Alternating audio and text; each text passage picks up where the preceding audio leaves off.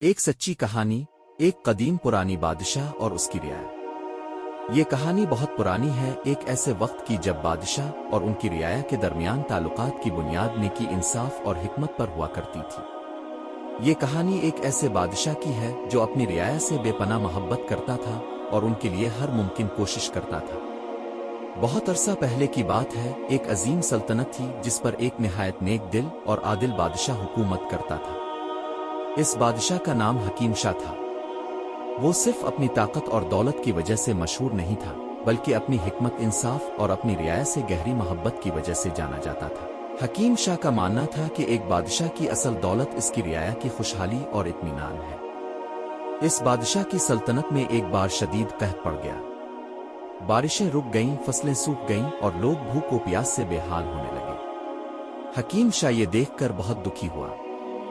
اس نے فوراً اپنے وزیروں اور مشیروں کو بلایا اور کہا، میری رعایا تکلیف میں ہے اور ایک بادشاہ کا فرض ہے کہ وہ اپنی رعایا کی پریشانیوں کو دور کرے۔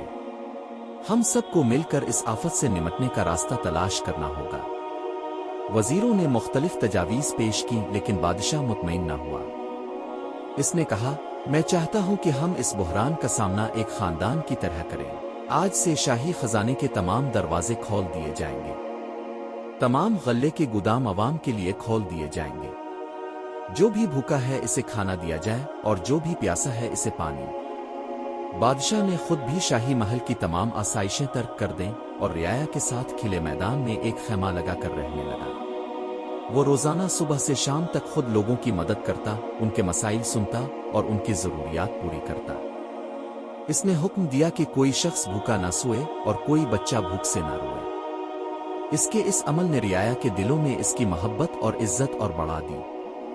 لوگ حیران تھے کہ ایک بادشاہ ہو کر وہ خود ان کے ساتھ ہر مشکل میں کھڑا ہے۔ بادشاہ نے مزید حکم دیا کہ ہر کوئی اپنی بساط کے مطابق پانی کے کنویں کھودنے میں حصہ لے۔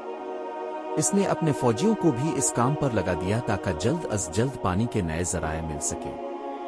بادشاہ کی نیک نیتی اور مسلسل کوششوں کا یہ نتیجہ نکلا کہ چند ہی ہفتوں میں اللہ کے فضل سے آسمان پر بادل چھا گئے اور موسلادھار بارش ہوئی۔ زمین سیراب ہو گئی، سوکھے کھیتوں میں جان آ گئی اور خوشحالی کے آثار نمودار ہونے لگے۔ جب قحط ختم ہوا اور زمین سرسبز و شاداب ہو گئی تو رعایا بادشاہ کے پاس آئی۔ وہ سب اس کے سامنے جھک گئے اور اس کے انصاف، محبت اور قربانی کے لیے شکر ادا کرنے لگے۔ انہوں نے کہا، اے ہمارے بادشاہ، آپ نے ہمیں اس آفت سے بچایا، آپ نے ہمیں ایک والد کی طرح پالا۔ ہم آپ کی اس نیکی اور ایثار کو کبھی فراموش نہیں کریں گے۔ حکیم شاہ نے مسکرا کر کہا، میری عزیز رعایا، یہ صرف میرا فرض تھا۔